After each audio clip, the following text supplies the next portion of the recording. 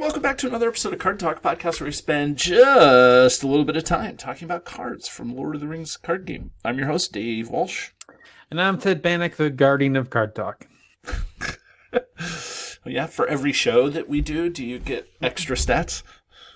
That's yeah, pretty much. Yeah, this is our third show in this block of episodes. So. Yeah, we have more shows, and then fans get attached to me, and I just grow in power. Yeah. So I'm basically unstoppable. You are unstoppable. And I'm the immovable force, and you're the unstoppable object. Yeah. So, But yeah, it's gonna be a great show. Really great card we've been talking about today. So I'm ready to jump into it here after a message from our sponsors. Which is our Patreon patrons. If you want to become a patron, feel free to join us over at patreon.com/cardtalk2018. Helps us keep the lights on. You get swag occasionally. I think that hopefully by now all the swag has been shipped out, and you should be trickling in and receiving it. Or we're close to all of that happening. We record this ahead of time, so that's cool. So if you want to do that, check over at again patreon.com/cardtalk2018. We also are on podcast players. You can check us out, Card Talk. We're also on YouTube. You can see what Ted and I look like. Here we are. It's Ted, smile for the camera. Okay. Hi. And then Micah does second breakfast for us.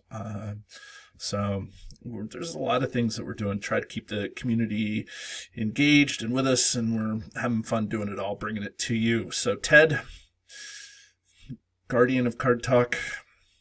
It's me. What's the today's card is the Guardian of Esgaroth. See what I did there? Yeah, I got it.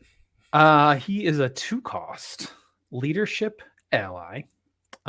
He's got 1 willpower, 1 attack, 1 defense, and 1 hit point, but he's traded Dale, which is like his most important trait. But his attack's also pretty great. Guardian of Esgaroth gets +1 willpower, +1 attack, +1 defense, and +1 hit point for each different player card attachment it has. Limit of +3. Yeah, that doesn't mean you can put only 3 attachments on him. Just means that he's limited to +3 bonus. Right. So if he has 4 attachments by different title on him, he'll end up getting +3 from his ability. But boy, this guy is like kind of bonkers. He's pretty good. Probably goes in like every single Dale deck that there is. Because the whole point of Dale decks is to put attachments on your allies, which give you some kind of bonus from the card, and then he just gets an additional bonus to his stats. Right. So it's like, okay, you put a helmet on him, a helmet of Esquire's helm. Esquire's helm, right? That gives you +2 hit points, but he also gets +1 to all of his stats and his hit points. So he becomes 2 in all of his stats and 4 hit points. Right. 1 base, 1 from his ability, 1 from the helm, and that's just that's one extra will or 1 extra resource, right? Yeah, and then if you're playing him with Brand, the hero right. from Dale, he gets an additional willpower bonus, right, for just having an attachment. So he's up right. to 3 willpower, and then if it's the first one you played, you're gonna draw a card. Right. So it's like, you played 2 cards, but you drew 1, so you're really only down 1 card, and that 1 card is a 3 willpower, 1 attack, or 2 attack, 2 defense, 4 hit point ally. Right. Yeah. It's like, okay. Right, and we're not even talking about if we put something like beefy on him. Like if we put ancestral armor on him, which gives you +2 defense and +2 hit points. Now we're, and that's just 1. Now we're, 2, 2, 5, 5 plus the will, so 3, 2, 5, 5. Like, it's crazy. Yeah, and again, and then you get 3 items on him, and Right. his base stats are 4s plus the item bonuses, Right. plus brand, so he's gonna probably be like 5, 6 willpower, Right. and have like 4 attack or 8. It's like, what? It's nuts. It's nuts. Right. And then you put Valiant Determination on this guy, and all of a sudden he's not questing to, he's not exhausted. He doesn't exhaust to quest, and that's Right. just an attachment that boosts him further. Right. So then And he's that's just one of our questing few for like only 5. ally only attachments, right? Yeah, it's like this guy. I feel like, and I've played Dale. Like when we started doing this, I didn't play Dale hardly at all. I have since played Dale decks a little bit, just to see what all the hubbub is about. Let me say this. Of course, I know that Dale decks are strong and powerful, but like I feel like the reason that Dale decks can get crazy good is because of the Guardian of Esgaroth. Like if you were to try to build a Dale deck without the Guardian of Esgaroth, like it becomes not as good pretty quick, if that makes sense. Yeah, he's definitely. I mean, you don't need him out to win. With the Dale deck, there's plenty of other great allies, and the attachments have their own abilities on them. But when he comes out, he makes like a noticeable difference. Right. Yeah. It's crazy. And he is also not restricted to a Dale deck. That's the other thing. True. That's true. I know that being Dale gives him other things based on Bard, I don't know, whatever one. Right. Gives him stuff, but like nothing about his ability says, Dale attachments or, if you have a Dale hero in play, like you can put him in any deck and put, like you said, a Squire's Helm on him, and you're now at a decent, a decent investment for 2 plus the Squire's Helm, which is 1. So for 3, you get all that stuff. Like it's pretty good. I feel like he is undercosted for what he does. But that's just my. That's just David being being silly, just being goofy. Yeah, if he was 3, he'd probably still be worth playing, honestly, because there's 0. Because it doesn't matter. Like, it's just an attachment, right? Like, it doesn't matter what it is, right, or what it does. Right. It could be it has to be a player. It has to be something they can go on allies. Like, so it could be something.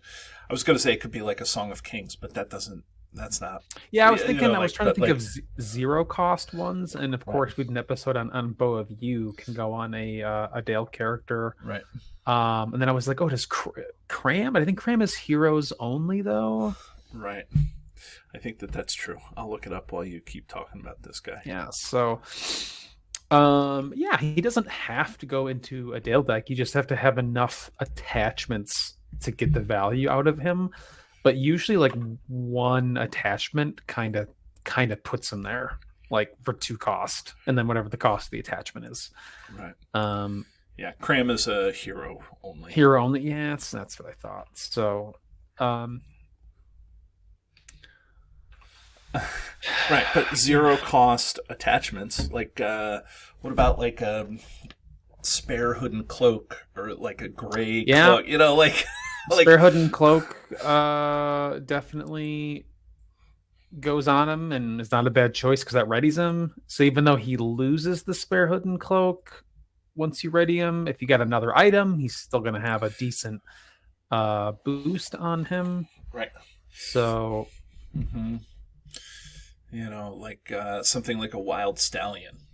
That's a pretty, that's a good That's ally. another great But then one you as can well. right. So that goes on the Guardian of Esgaroth. That's ready made for the Guardian of Esgaroth. But it also counts Yeah. as an ally too, so you don't have to put it on the Guardian if you didn't want to. So I don't know. And there's plenty of attachments, like, even if you're putting restricted attachments on him, that's 2 attachments out of 3 that he can have for his ability. Right. And there's plenty of non-restricted attachments also that go on him. Sure. So have I played him outside of the Dale deck? No, I don't think so. I've built a deck that has enough, like I said, enough attachments to really make it worth it. But yeah, even just 1. Then he becomes Right. 2s in all of his stats, and then 3 willpower in the Dale decks. Even just a single Valiant Determination, right? Like I said, Right. like you meant, that makes him quest for 3, and then he's a 2 attack or 2 defense, and right.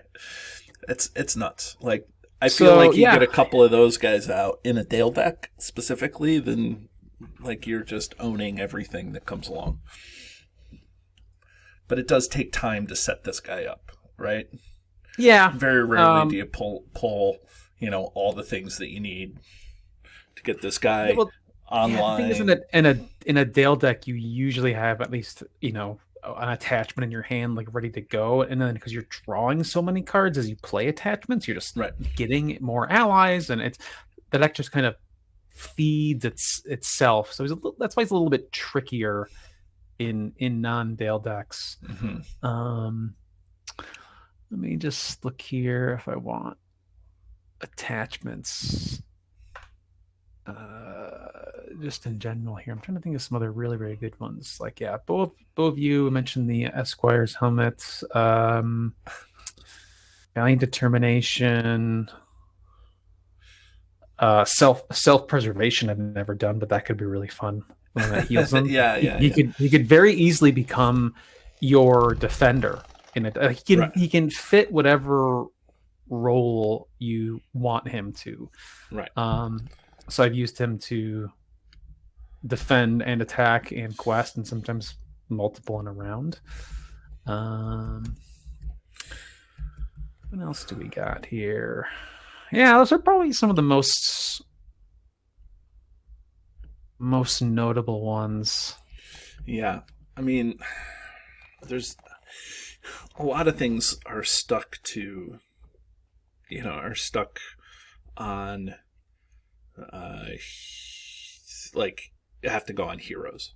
So you could even sorry, I just ran through in the service of the steward, which is the one that makes him a Gondor trait. So you could put him in a Gondor deck, right? And then with leadership Boromir, give him this attachment, and then he gets his boost, and then he gets Boromir's bonus as well, right?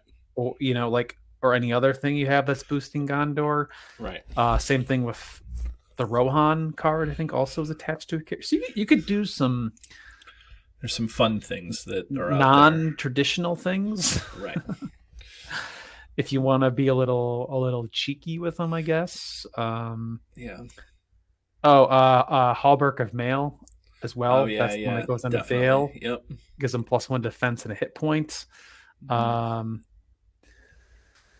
It gets +1 if he has Sentinel. So they only get the +1 defense, but again, that defense just doubles. It gets +2, so he's at 3, and the extra hit points, they start to add up. So the only thing about him, is that then he's kind of boring from that regard, is he's just stats. Which is fun to be here's a monster. Here's a bucket of stats. I'm paying 2 for a bucket of stats.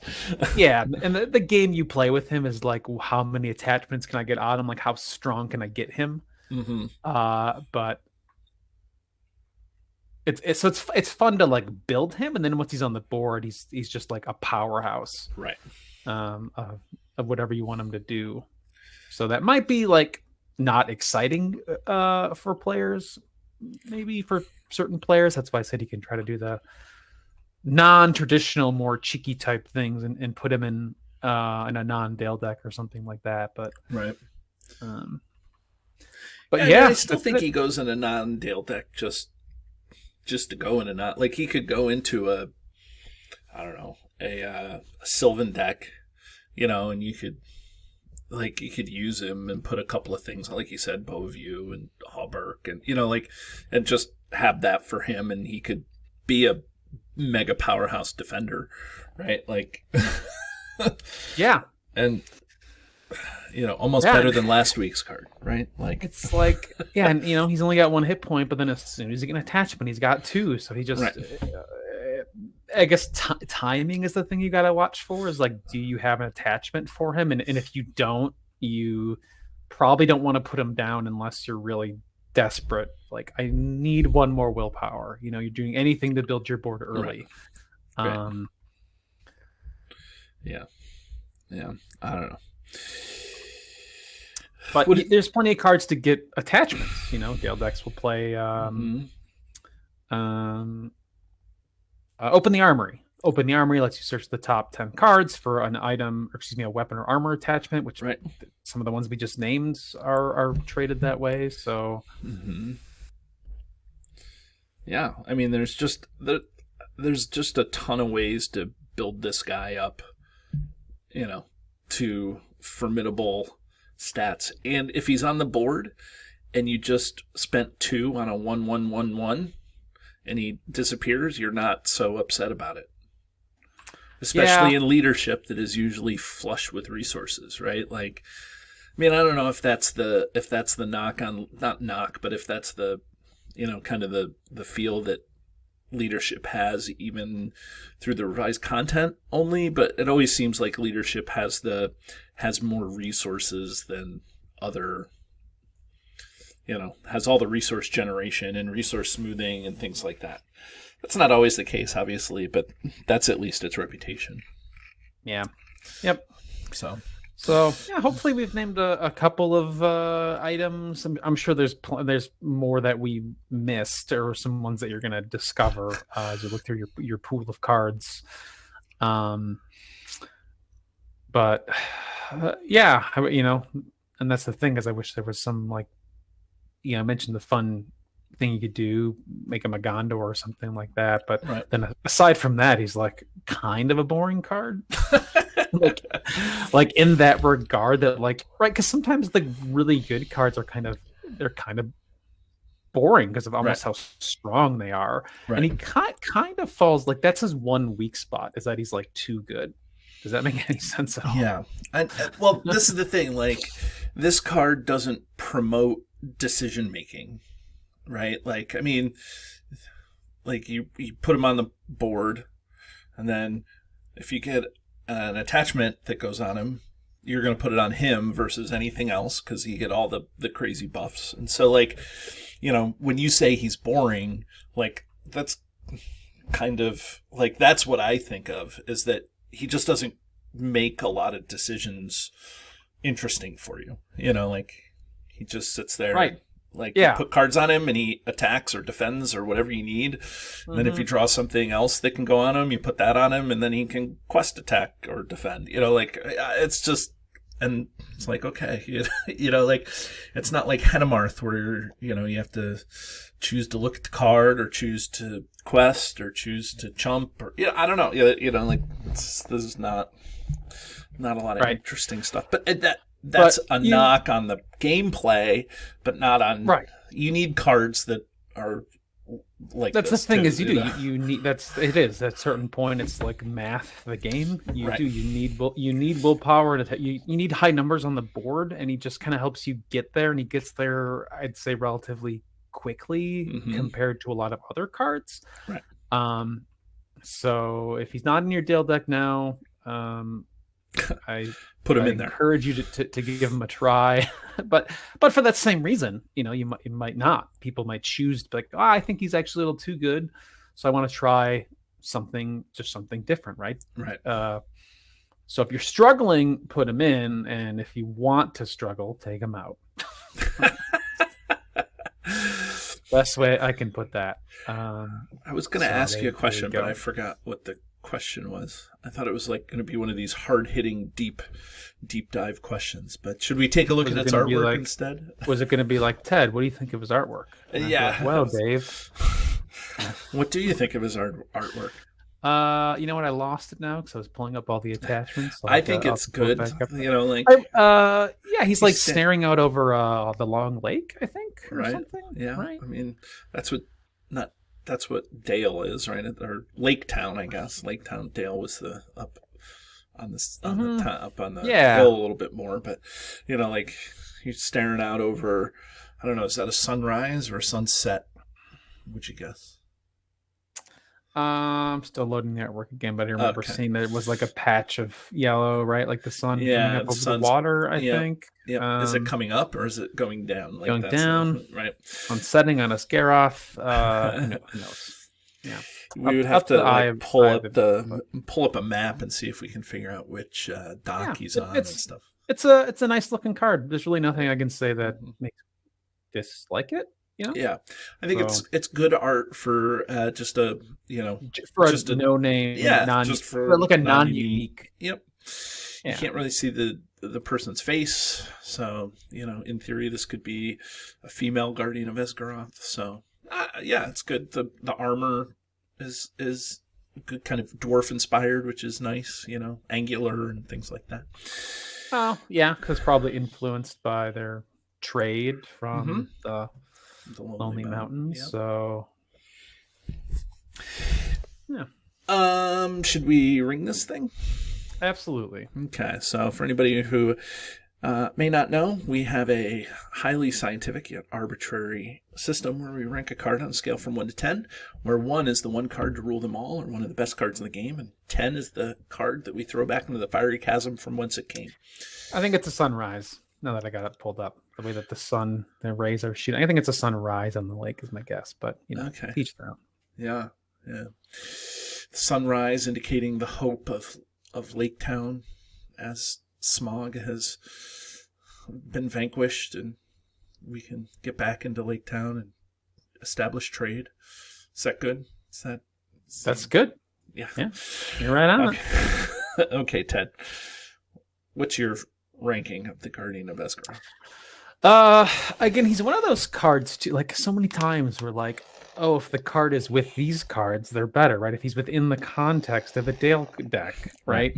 But so I'm trying not to do that. So if I were just to kind of average those two together, it'd be like a 3 and a 5. So that gives me a 4. So I'm going to say he's a 4 because he's pretty strong, but you of course have to have another card to make him better. He's not great all by himself. He's kind of conditional in that way, but I'll say his condition is very easy to meet. Like literally any attachment, and there's tons of them. Right. Even in his own sphere, but you still have to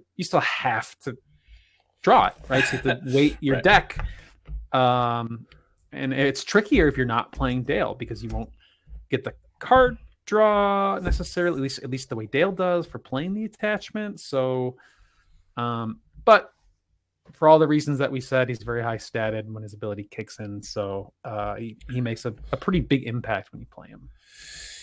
Yeah. I'm going to go with a 4, but for something completely kind of out of what I think the most interesting part of this is trying to put him into other decks. So, like, I really like the idea of putting, like, nor am I a stranger on him and make him Rohan and seeing what he does in a Rohan deck, right? Even just putting nor am I a stranger on him or putting what is it, Steward? What is that? The in service of the steward. In service of the gives steward. him Gondor. Yeah. And then he's also in Sphere with Galadriel and ally Galadriel and finding attachments to put onto him for free and that I'm going to give him a 4 just because of the potential of not being in a Dale deck and how fun that build could be.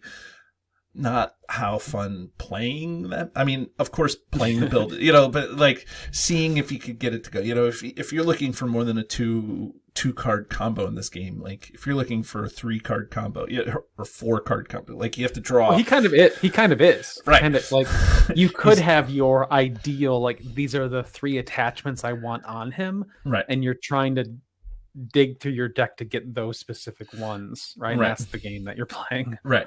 So you want to get, you're going to put Guardian of Esgaroth, you're going to put Normaya Stranger, you're going to put Galadriel, and you're going to put other attachments in the deck, all of which those with the exception of the Guardian, you're going to put things that can go on other things in your deck too, because you want to make sure that you have multiple targets for all the cards if you don't draw your Guardian of Esgaroth. So like that deck seems fun to me, whatever it is, or that family of decks. So I may build a Guardian of Esgaroth deck. You know what, Ted? This card makes me kind of inspired to build a Guardian of Esgaroth deck. I'm just going to say it right now.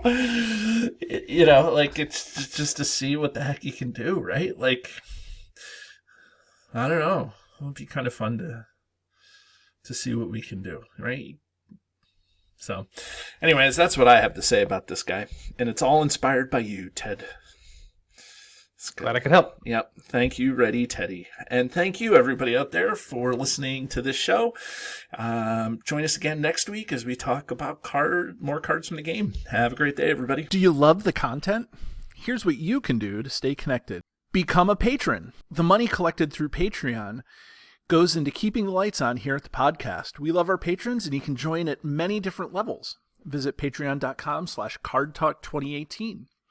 You can subscribe to us, whether you're watching our YouTube channel or you're listening to us in your favorite podcatcher. Hit the subscribe button to get notifications of all our new episodes. Didn't know we were an audio podcast? Find us by searching Card Talk to get access to our 120 plus regular episodes. Didn't know we were a video channel? Find us by searching Card Talk LOTR LCG on YouTube. And there you can find not only our regular episodes, but you can find our bonus playthroughs and other content related to the game. Want to get a hold of Ted, Grant, or myself?